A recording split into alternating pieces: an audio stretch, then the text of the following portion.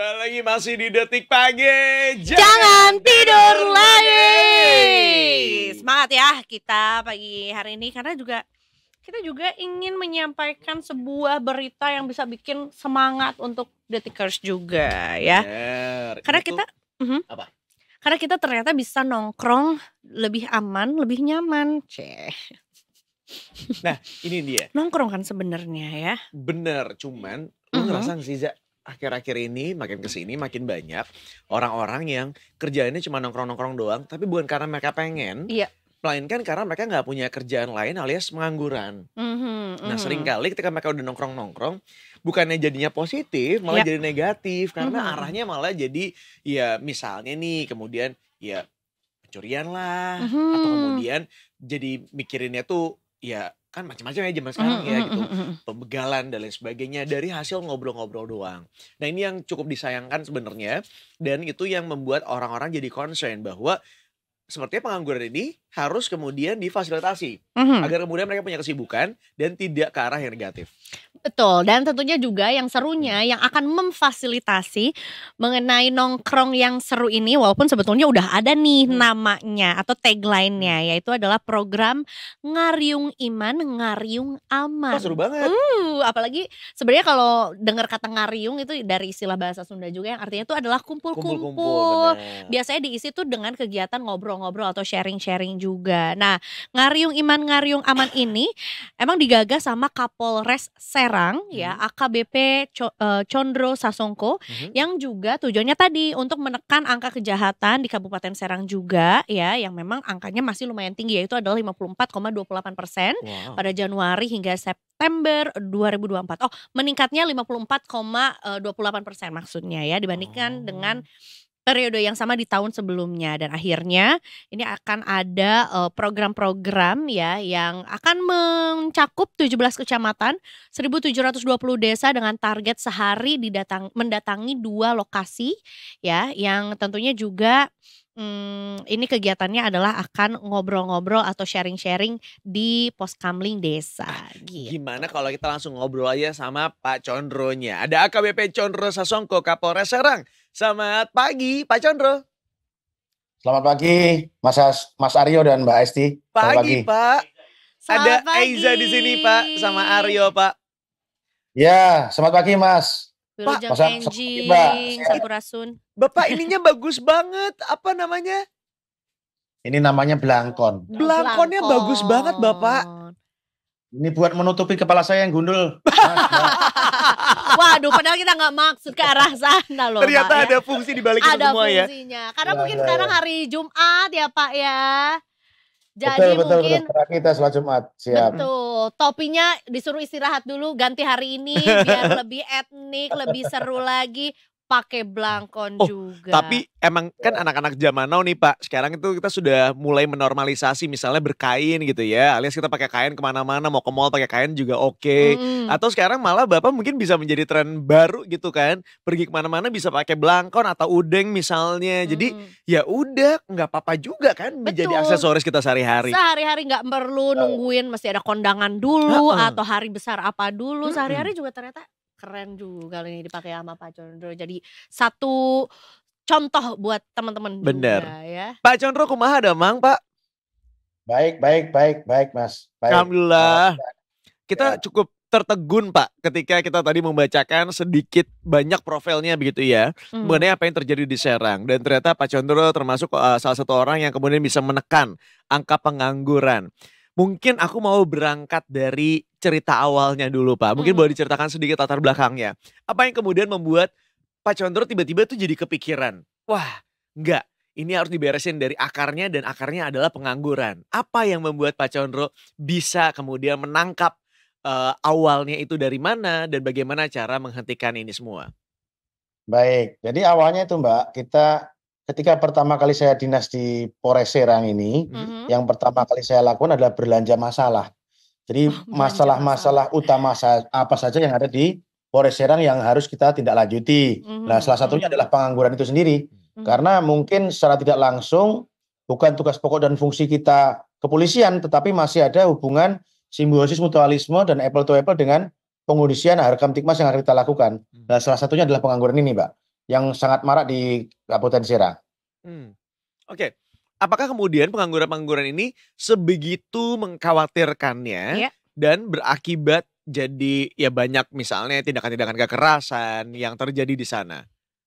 Ya tentu saja kalau banyak pengangguran kan akan ada tindak pidana yang akan berlanjut dan ada tindak pidana yang lanjut yang terjadi karena masyarakat yang tidak bekerja kemungkinan akan melakukan tindak pidana kejahatan. Untuk itu maka melalui program yang kami canangkan itu mudah-mudahan dapat dilakukan bersama-sama dengan stakeholder terkait sehingga pengangguran yang di wilayah kita dapat terkurangi, begitu Mbak, Mas. Ini. Dan tentunya juga sebetulnya ini program sudah dilaksanakan ya Pak ya? Alhamdulillah sampai dengan sini sudah dilaksanakan. Siap. Nah ini juga diinformasikan sama kami juga bahwa angka kejahatan ini turun sampai 50% lebih di Serang juga, dan ada 123 warga yang awalnya menganggur kini sudah terserap menjadi pekerja juga. Apakah ini sebetulnya juga dampak positif dari program ini, atau mungkin juga Bapak mau bercerita nih selama program ini berlangsung sebetulnya bagaimana prosesnya sampai akhirnya angka-angka ini bisa muncul tuh ya, si angka pengangguran yang turun, kemudian juga masyarakat jadi terserap tenaga kerjanya. Baik, jadi ini program Ngariung Iman Ngariung Aman ini sebenarnya adalah penjabaran dari program Pak Kapolda tentang pergelaran cepat anggota kepolisian, Mbak. Jadi kita usahakan dalam satu hari itu saya khususnya ada di 2 titik tempat yang berbeda di lokasi wilayah hukum kami. Pun demikian pada saat di sana kita harus berusaha komunikasi dengan masyarakat untuk menyelesaikan permasalahan-permasalahan yang ada pada saat itu juga. Nah, salah satunya tadi kan pengangguran, itu hanya salah satu saja permasalahan yang mungkin bisa kita selesaikan pada saat itu juga. Ketika ada masyarakat di lokasi perusahaan dan perusahaan itu kurang menyerap tenaga kerja dari lokal karena indikasi banyaknya calo-calo tenaga kerja yang ada di seputaran itu. Nah, pada saat itu kita menggandeng stakeholder terkait ya kepala desa, ya camat, ya disnaker untuk komunikasi bersama. Untuk kali ini penyerapan tenaga kerjanya tolong dimaksimalkan dari masyarakat sekitar perusahaan. Dan alhamdulillah hal itu dikabulkan oleh perusahaan. Dan ini akan kita lakukan secara berjenjang, Mbak. Ya. Intinya, ya demikian, Mbak. Siap. Pak, ini kalau aku lihat dari video-videonya kayaknya Pak Condro ini doyan guyon ya, Pak ya?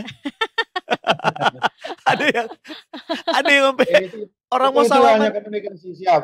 Itu hanya komunikasi 2 arah aja, Mbak. Jadi selama ini kita harus menghilangkan stereotip yang negatif tentang kaku, menakutkan, dan membosankan tentang insan polisi ini dengan cara komunikasi itu. Sehingga kita tidak hanya bicara harkam tikmas kepada masyarakat, tapi masyarakat juga bisa memberikan masukan yang aktif, kritik, dan permasalahan dia sampaikan kepada kita pada saat itu juga gitu, Mbak. Siap. Iya. Ini soalnya kalau yang aku lihat gitu ya. Aku kira tuh ngebayanginnya tuh ya, kalau misalnya ya tadi mungkin yang sebelum Pak Condro sampaikan juga ini dibuat bahwa sebetulnya dialog yang melibatkan banyak stakeholder juga di sana gitu. Aku ngebayanginnya tuh kayak ini mediasi antara ini perusahaan nih harus meng-hire masyarakat yang tinggal di sekitar perusahaan atau misalnya pabriknya atau apapun itu gitu. Tapi terlihat kayaknya emang beneran konsepnya nongkrong ya Pak, yang ngobrol gitu. Betul, konsepnya Ngariung ngobrol. Jadi kita mendengarkan curhat dari mereka. Kita mendengarkan permasalahan sekaligus kritik dari mereka, dan ini sangat membantu sekali terkait dengan pengungkapan tindak pidana kita karena masyarakat nggak segan lagi untuk memberikan informasi, Mbak. Dan ini terbukti pada tahun ini penurunan kejahatan kita sampai di angka 54%. Tahun kemarin kita ada 160 tindak pidana kejahatan yang terjadi. Tapi hari ini atau sampai dengan bulan ini tercatat baru 600 kejahatan yang terjadi, 60 kejahatan yang terjadi. Jadi ada pengurangan sekitar 54%. Demikian, Mbak. Oke. Pak, aku penasaran deh Pak. Ini kan Iman Ngariung Aman ini kemudian sudah diberlakukan gitu ya. Apa yang dirimu lakukan dalam artian ketika memang ada pengangguran dirimu akan langsung merangkul atau mereka harus mendaftarkan diri ke tim terkait misalnya dan ya udah langsung bilang kalau saya pengangguran nih, saya butuh untuk kemudian mendapatkan pekerjaan atau punya kegiatan lainnya. Atau seperti apa sih Pak? Karena tadi kalau secara angka besar banget ya, 17 kecamatan, 1720 desa. Waduh, luas sekali Pak ternyata Serang itu ya. Kalau Kabupaten Serang itu terdiri dari 29 kecamatan sebenarnya Mbak. Oh oke. Tapi untuk desa jumlahnya ada 186, mungkin tadi salah catat. Oke. Nah, ya jadi masalah pengangguran itu hanya salah satu saja. Sebenarnya banyak permasalahan-permasalahan lain yang bisa kita selesaikan dengan komunikasi langsung melalui Ngariung Iman Ngariung Aman tadi, Mbak. Seperti misalnya masyarakat yang kekurangan pupuk, masyarakat yang kekurangan air pada saat sekarang musim kemarau, masyarakat yang bingung karena harga-harga insektisida itu misalnya mahal, ya kita menggandeng instansi terkait. Misalnya di wilayah kita kami ada perusahaan yang menghasilkan pupuk atau insektisida, ya kita komunikasi sehingga keluarlah CSR, sehingga mampu membantu masyarakat pada saat itu juga. Intinya itu trigger, Mbak. Trigger dan bersama-sama kita kerjakan ini, insya Allah selesai. Pak, berarti dirimu langsung buka lapangan pekerjaannya atau membiarkan orang-orang pengangguran ini untuk mendaftarkan diri, Pak? Bukan, jadi kita komunikasi dengan perusahaan. Dengan perusahaan-perusahaan yang menerima tenaga kerja atau akan ada lowongan tenaga kerja. Sehingga kita prioritaskan dari masyarakat-masyarakat yang ada di sekitar perusahaan tersebut. Oke. Begitu, Mbak. Menjadi jembatan begitu ya, Pak, kurang lebih ya? Jadi jembatan, komunikasi itu aja. Sebenarnya seperti itu aja. Jadi menghindari adanya calo-calo tenaga kerja yang banyak di wilayah hukum kita dan alhamdulillah kemarin kita tangkap. Ya untuk menghindari itu aja, Mbak. Sehingga masyarakat sekitar lokasi perusahaan bisa bekerja di perusahaan tersebut. Betul. Demikian, betul. Mbak. Karena memang juga ada kewajiban ya untuk perusahaan juga untuk bisa berapa persen lah ya menyerap tenaga kerja di sekitar berdirinya perusahaan tersebut biar nggak ada ya rasa-rasa iri mungkin gitu, sekaligus juga menyerap tenaga kerja yang lebih banyak juga.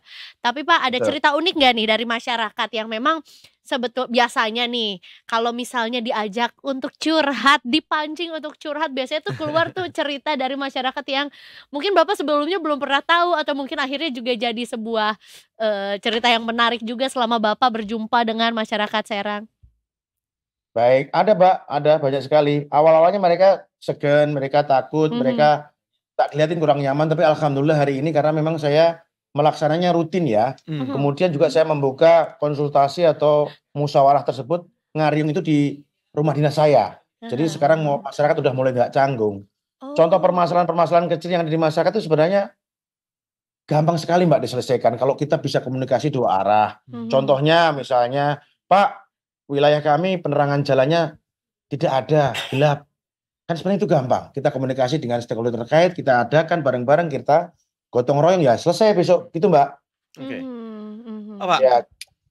Dirimu kan menggunakan pendekatan yang cukup menarik ya, yang berbeda begitu dari polisi-polisi lainnya yang biasanya kita kenal menakutkan gitu kan, tegas gitu. Kalau dirimu kan kayaknya bisa ngajak ngobrol masyarakat dengan lebih santai, masyarakat pun dari tadi bisa ketawa-ketawa gitu ya. Bisa dengan nyaman lah ya gitu ya, berbagi cerita gitu. Ada perubahan perilaku nggak sih setelah dirimu menggunakan si program Ngariung Iman Ngariung Aman ini dari sebelumnya sampai dengan saat ini? Apakah ada perubahan perilaku dari masyarakatnya, Pak? Yang saya amati sekarang masyarakat yang saya lihat ya, secara khususnya di wilayah hukum Serang, masyarakat nggak canggung lagi untuk komunikasi dengan anggota Polri. Makanya ini sangat bagus sekali karena sangat membantu tugas-tugas pokok kami khususnya dalam hal pengungkapan tindak pidana, informasi kejahatan dan lain sebagainya gitu, Mbak. Oke. Mas. Tapi Bapak nggak takut, Pak, nanti tidak dipandang tegas sama masyarakat? Iya, karena bisa bercanda nih ternyata.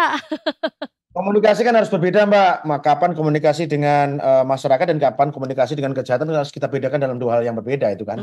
Tentunya begitu. Siap. Setuju sih, dan dengan perbedaan zaman gitu ya, zaman dulu sama zaman sekarang itu juga ada perubahan tuh perilaku dari masyarakatnya. Kalau zaman sekarang kayaknya kalau makin ditegasin tuh malah jadi kayak apaan sih gitu ya. Betul. Tapi kalau misalnya dengan gaya yang sangat ramah, menyenangkan seperti yang dilakukan oleh Pak Condro, kayaknya bikin orang-orang zaman sekarang juga jadi, oh iya juga ya, ternyata bisa loh polisi seasik ini. Betul. Dan kenapa kita nggak jadi bagian dari polisian aja gitu. Betul. Dan kemudian juga akhirnya jadi mudah untuk diajak untuk bekerja sama ya, Pak ya. Tadi kan sempat disampaikan bahwa sebetulnya permasalahannya tinggal dicari, kemudian dicari solusinya sudah ketemu, bisa disolusinya tuh adalah salah satunya dengan adanya gotong royong gitu ya.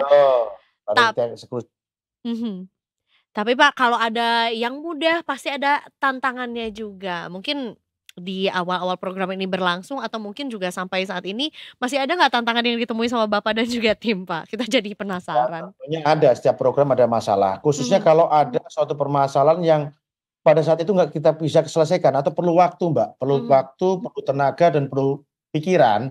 Makanya kita agak tertunda nih, agak tertunda karena kan saya menyampaikan bahwasan dalam satu hari itu harus selesai satu masalah. Dan itu juga berlaku dari ke posek-posek di bawah saya. Nah, ada kalanya ada suatu permasalahan yang tidak bisa diselesaikan pada saat itu juga, atau perlu waktu dan tenaga ekstra untuk itu. Nah, itu kadang-kadang kendala kita di sana. Iya sih betul, karena memang juga masyarakatnya juga jumlahnya banyak, permasalahan yang Betul. dihadapi juga beragam gitu ya, kemudian juga pasti setiap kendala atau setiap permasalahan juga butuh waktu lah ya untuk menyelesaikannya juga. Jadi akhirnya, wah ini tenaga, energi, waktu Bapak dan tim juga, perlu lebih ekstra lah Betul. ya, Pak. untuk menghadapi ini betul semua. Pak. Ya, gimana Mas? Ini kan kondisinya saat ini kalau kita bicara tentang anak-anak muda zaman now gitu ya. Anak-anak muda ini kan sebenarnya kenapa akhirnya sering melakukan quote unquote tindak-tindakan kriminal, itu karena mereka tuh punya energi yang luar biasa. Kadang-kadang tuh susah buat dibendung. Nah, cuman kadang-kadang ya mereka tuh kurang dimengerti aja sama orang-orang gitu. Energi mereka akhirnya disalurkan untuk hal yang negatif instead of hal yang positif gitu kan Pak. Betul. Kalau dari dirimu sendiri, upayanya seperti apa sih untuk merangkul anak-anak muda yang saat ini? Karena ya seperti kita tahu menurut survei pun juga mengatakan bahwa anak-anak muda zaman sekarang tuh banyak banget yang pengangguran Pak gitu. Apa yang dirimu lakukan untuk itu Pak?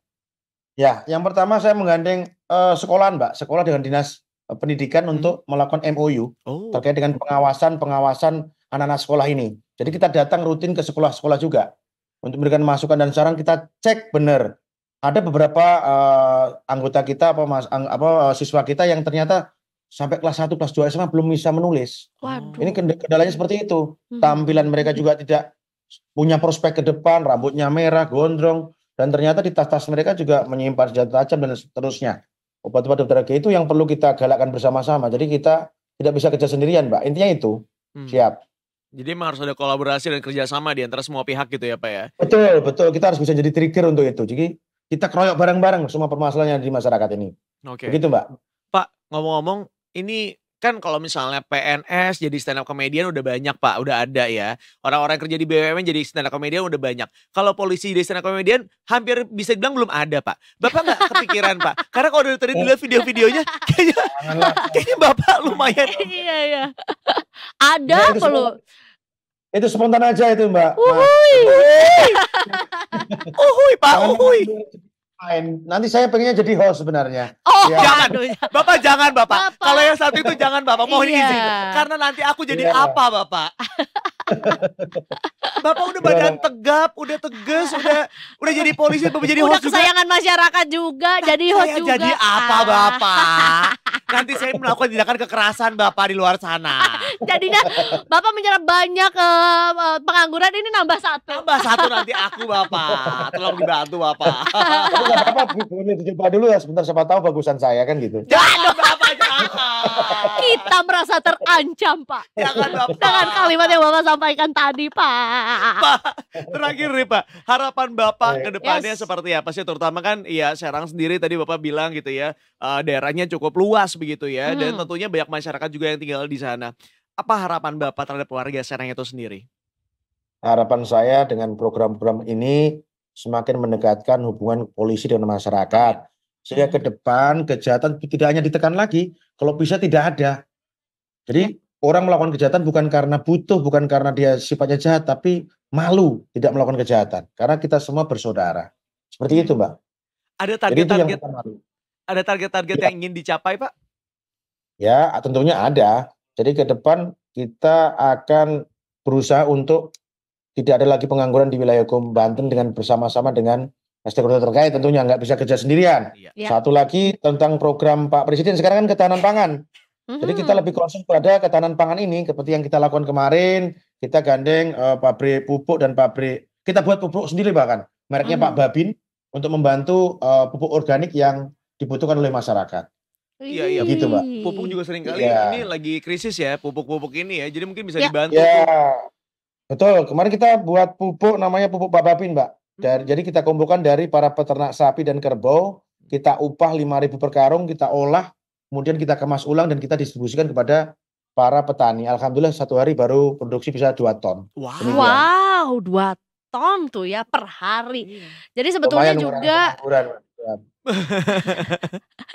Ini luar biasa banget nih programnya juga memang ya akhirnya jadi banyak dan tentunya juga diperlukan keterlibatan masyarakat, diperlukan juga kolaborasi bersama dengan stakeholders lainnya juga gitu ya untuk tetap bisa satu visi, satu misi juga dengan Polri juga yang punya banyak program yang tentunya biar tetap bisa berjalan bersamaan gitu kan Betul. ya. Ya kita doain juga ya mudah-mudahan ke depannya ada daerah-daerah lain juga yang mungkin bisa mengadopsi Ngariung Iman, Ngariung Aman ini agar kemudian juga bisa memfasilitasi bagi perusahaan maupun juga para masyarakat yang masih menganggur begitu ya untuk kemudian mendapatkan pekerjaan, tapi di sisi lain juga ya mengurangi tingkat kejahatan itu sendiri seperti yang dilakukan oleh Bapak Condro.